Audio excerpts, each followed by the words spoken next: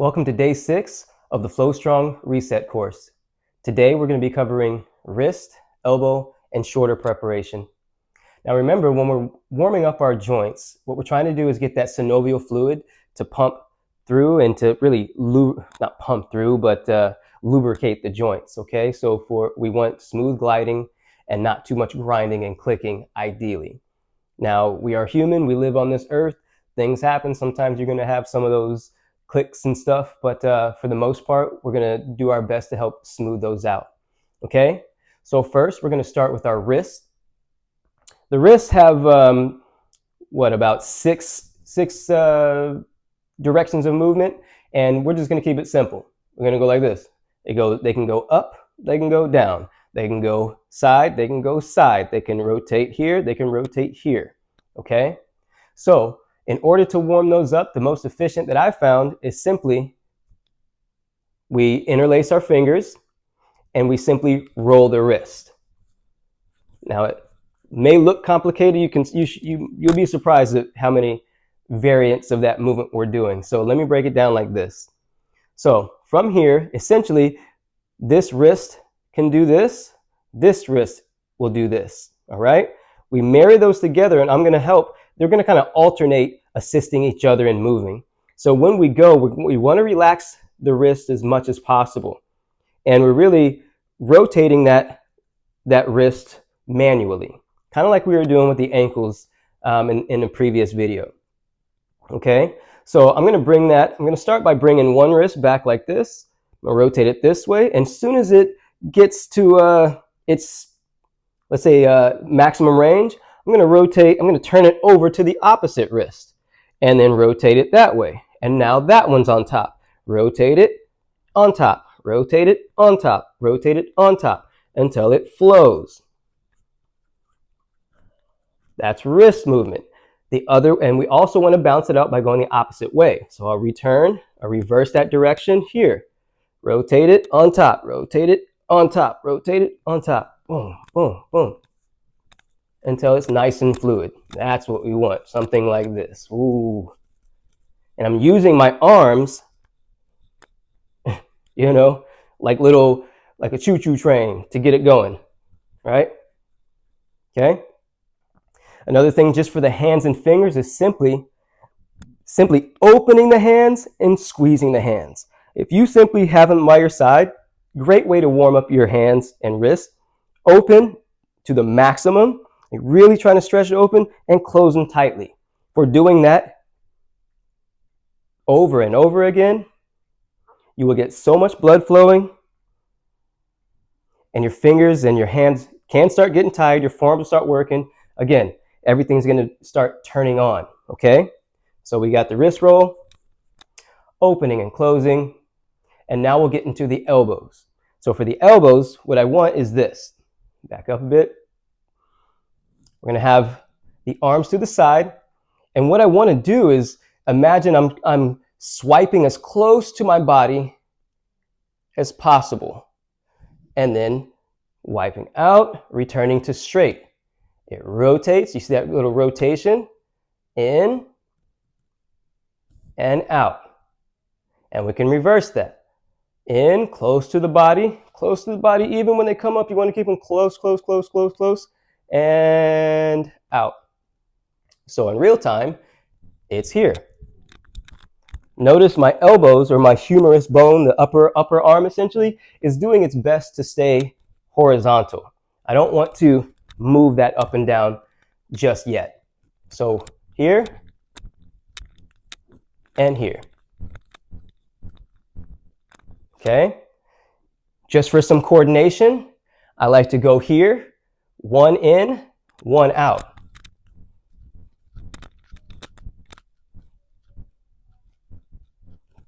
Not essential, but just something to help start getting those hemispheres, to communicate. Okay?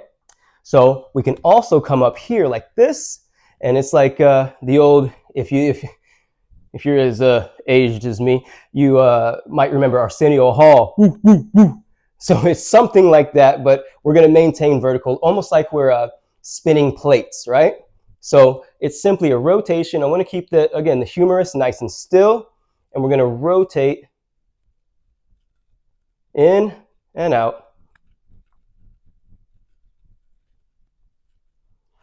from the front. Okay. Again, not again, but the elbow only has a minimal range of motion, so it's not going to be going this way. Hopefully not. It's basically nice hinge joint. Okay. Now with the shoulders, it's a ball and socket, so we have a lot of options here. Okay. What we'll start with is simply the shoulder roll, and we did a bit of that in the previous one with the spinal wave, but this one we're just going to isolate those shoulders. So simply we're going to start by rolling backwards and forwards, and it looks like this. So here, back, here. Okay, and forward.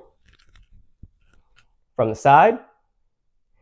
So what I want to do is I want to make the biggest circle possible. So what I want to do first is shoulders forward. Notice they're going forward in front of my body. Then I want to lift them up by my ears as close as I can.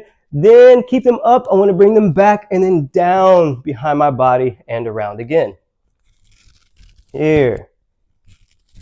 And you can go as slow as you like in the beginning to feel that big circle. And we reverse that direction. Up, forward, down, back. Up, forward, down, back. And smooth. Okay? If you're feeling fancy schmancy and you want this communication to go on, go ahead and opposite. So I'm going to go one back, one forward. And it looks like that.